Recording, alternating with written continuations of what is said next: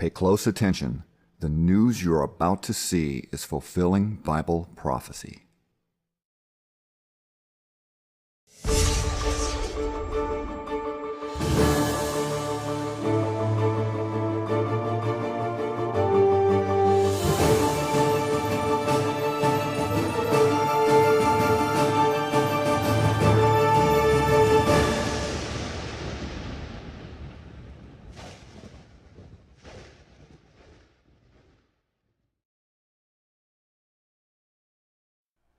Welcome to another edition of YPN News, bringing you news as it relates to Bible prophecy and foretold by Yeshua Hawkins.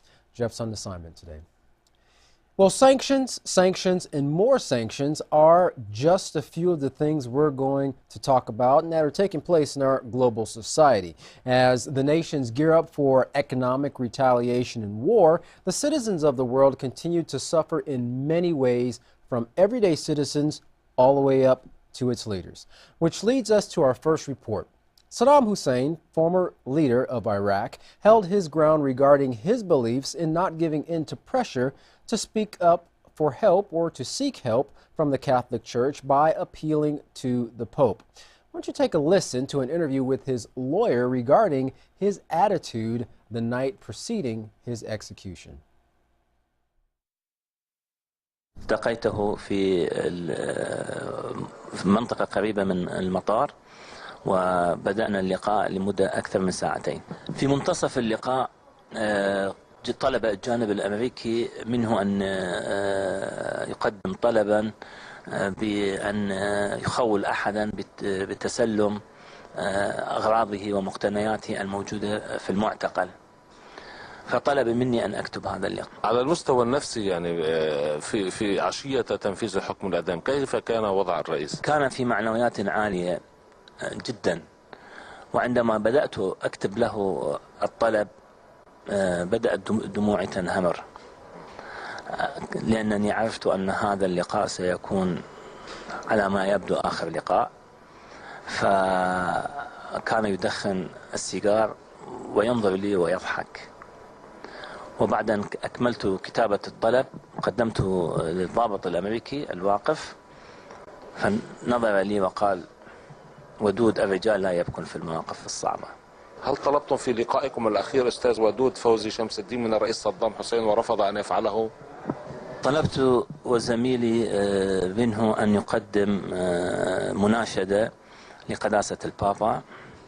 قال: أنا لن أناشد أحدا إلا ربي، إلى الله سبحانه وتعالى.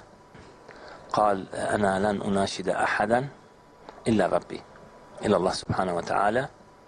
ماذا أقول؟ هذا نص بالنص ما قاله. ماذا أقول لربي وماذا أقول للعراقيين وللأمة وللمناضلين؟ هل صدام حسين في اللحظة الأخيرة يساوم على رأسه؟ لن أناشد إلا ربي سبحانه وتعالى. كيف كانت علاقة الرئيس بالمشرفين عليه في السجن من الأمريكيين؟ كان يحظى باحترام كل السجانين الذين كانوا معه. كان هناك ضابط أمريكي مسؤول عنه تم نقله بعد انتهاء مهمته، فعندما جاء هذا الضابط يودعه تعانق وأخذ الضابط يبكي، وحتى رئيس الشهيد بكى. Well, more economic sanctions are likely to start an economic war, forcing Russia to react economically and politically. The latest sanctions from the U.S. on Russia will come in two ways. First, it limits financing and exports, that is, putting bans on exports of national security goods. And the second part will affect diplomatic relations as well as banking and imports. In fact, Russia's Dmitry Polansky said in a recent quote, "Let us welcome the united sanctions of America." Now, Russia has been on the receiving end of a lot of accusations warranting sanctions by the U.S. from cybercrimes, meddling in elections, ex-spy poisoning, etc. In fact, the U.S. has said in a recent report that it has determined that Russia had used a nerve agent to poison former double agent Sergei Skripal and, of course, his daughter. As a result of those sanctions imposed on Russia by the U.S. and, of course, those accusations, Russia has said that it is planning to retaliate, mostly in part for those accusations of the nerve agent attack in the U.K. The Russian ruble, as a result, took a hit, falling to a nearly 2-year low after that sanctions news. The spokesperson for President Vladimir Putin said that this is another example of the theater for the absurd. Russia has threatened retaliation toward the U.S. with something that is critical to space launches, and that is the Russian-designed RD-180 rocket engines. Russia also continues to deny having anything to do with these poisonings and said that the American sanctions are illegitimate and illogical.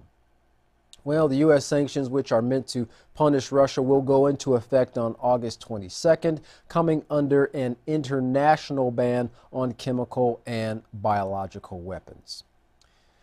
The Turkish lira is the second worst performing currency of the year, falling 30%, 10% of that since the start of August. Investors are worried because the central bank hasn't done this at the request of the President Erdogan, who, of course, is against raising interest rates, which caused many to speculate if the central bank really is an independent entity.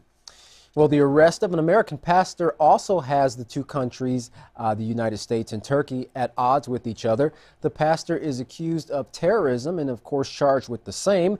Turkey is worried that its country is in the pipeline for sanctions as they see a trend by the United States imposing sanctions on other countries and are concerned that the U.S. will do the same to a NATO ally in order to get its own way.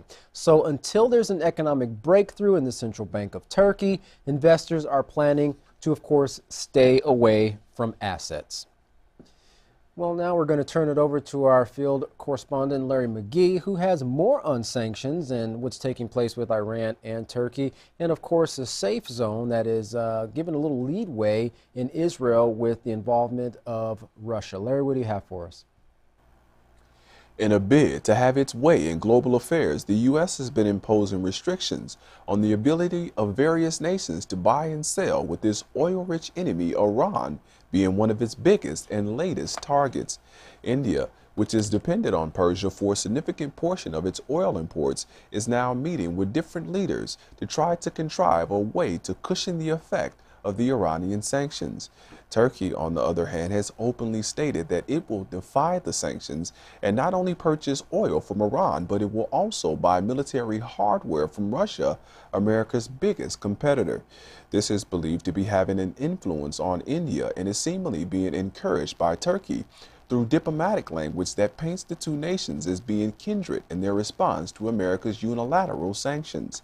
The developing relationship between the two is thought to have spawned from the connection of both of the nations to Russia, which supplies arms to India and is a major ally for Turkey in Syria. The developing merger represents a political step up for New Delhi, one which analysts say will require the small nuclear power to be very deft in its diplomacy.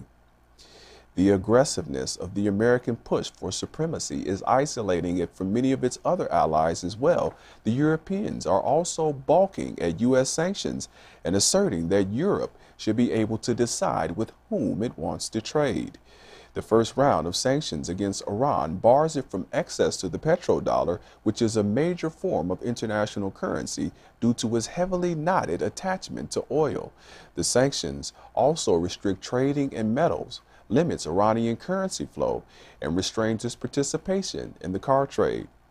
Also a strong target on America's short list of nations which it believes must be restructured as it strives to reestablish the old world order is Syria. The nation has thus been in battle for 7 years now. Here's a short video detailing the carnage that is taking place. For the past 7 years, Storyful has been documenting the effect of the Syrian conflict on the people living there. We've also been tracing the country's physical destruction using satellite imagery and footage from local activists.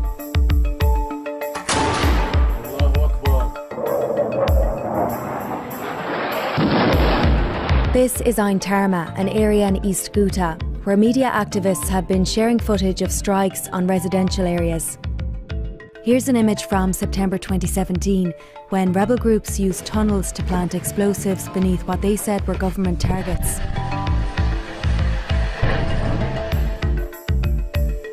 The scale of the destruction becomes clear when you compare satellite imagery from 2011 and 2017. In February 2018, the Syrian government launched an operation to retake the entire rebel-controlled East Damascus region. In the first month alone, more than 1,000 people died, with 20 of those deaths in government-held areas. This is Harasta, one of the areas targeted in the operation, and the footage here shows the destruction of a central square.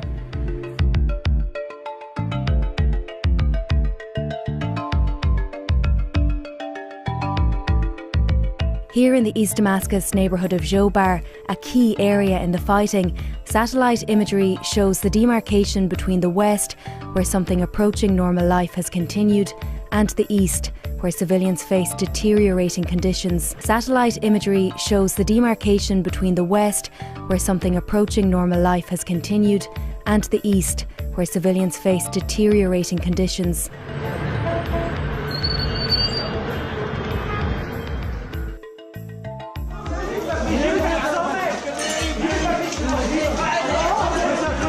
On March 18th, with the Syrian government reporting significant gains in the operation, official footage was released of President Bashar al-Assad driving through a town in East Ghouta. هي الشعبية هي المدينة الأولى اللي حررها الجيش العربي السوري في بداية العمليات من حوالي 3 أسابيع بالغوطة. Thousands of people have left the area since the operation began, with no indication of when the conflict might end or what might be left when it does. Israel, a key player in the events progressing in the Euphrates, is making headlines after it reportedly agreed to allow Iran safe setup just 52 miles outside of its border in the Golan Heights. This is after Israel had earlier threatened military action if Iran came within just 62 miles of the border. The deal was reportedly brokered by the Russians. For YPN News, I'm Larry McGee. Katan, back to you. It's nice to see a little bit of progress taking place in that area. Well, another evacuation deal causing fighters, formerly known as al-Nusra Front, to leave their enclave in Damascus. They have little choice as they were under siege and under fire. So they're taking their families and moving to the northwest province of Idlib, where their forces are powerful. But the armed group did have to make concessions in order to have a safe passage, like releasing prisoners, as well as allowing thousands of besieged Syrians to flee to government-controlled territories. This is considered a win-win by the Syrian government and its allies. In a few days, rebel factions linked to the Free Syrian Army are planning to hand over territories that they hold in southern Damascus in order to, of course, stave off a military operation.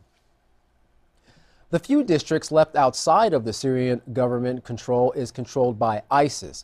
Now, the northern countryside province of Homs has been coming under heavy fire. The region is strategic for the government as it is close to roads that are connected to government-controlled cities of Homs and Hama. Rebels have been offered an evacuation deal as well if they refuse reconciliation, but so far they haven't backed down and are holding their ground. All areas around the capital of Syria are now under government control. So for President Bashar al-Assad, this is not only a symbolic victory, it's also a strategic victory. This is great weight off, of course, the Syrian government's shoulders, as there were many fighting factions against each other in that area surrounding the capital. Now, the city of Damascus was originally built up by Palestinian refugees, but of course, if anyone was planning to come back to their home and visit or, of course, set up homestead in the city of Damascus, well, there's absolutely nothing to come back to, as the city has been totally annihilated over the past 7 years due to fighting.